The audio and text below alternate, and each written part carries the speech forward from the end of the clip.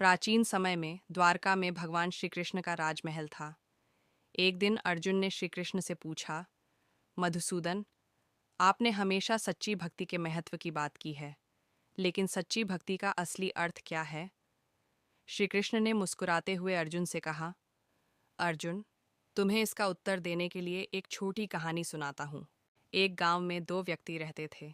पहला व्यक्ति गरीब ब्राह्मण था, लेकिन वह भगवान की सच्ची भक्ति करता था। उसका पूरा दिन भगवान की पूजा, ध्यान और दूसरों की मदद में बीतता था। दूसरा व्यक्ति गांव का सबसे अमीर व्यापारी था। वह भी भगवान की पूजा करता था, लेकिन उसे अपने धन और प्रतिष्ठा पर घमंड था।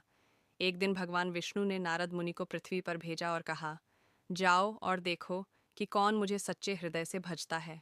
नारद मुनि गांव पहुंचे। सबसे पहले उन्होंने अमीर व्यापारी से मुलाकात की। व्यापारी ने बड़े आदर से उनकी आवभगत की और कहा, नारद मुनि, मैं रोज सुबह शाम भगवान की पूजा करता हूँ। देखिए, मेरे पास बड़ा मंदिर है और हर दिन मैं हजारों का दान भी करता हूँ।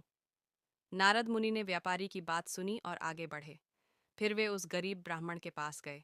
वहां उन्होंने देखा कि ब्राह्मण छोटी सी झोपड़ी में रहता है, लेकिन उसका मन भगवान में पूरी तरह डूबा हुआ है।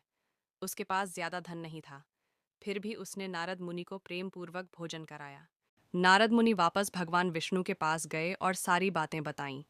भगवान ने मुस्कुराते हुए कहा, सच्ची भक्ति का अर्थ केवल बाहरी दिखावे में नहीं है, बल्कि हृदय की पवित्रता और सेवा भावना में है। वह गरीब ब्राह्मण जो मेरी सच्चे मन से भक्ति करता है और दूसरों की निस्वार्थ मदद करता है, वही मेरा सच्चा भक्त है।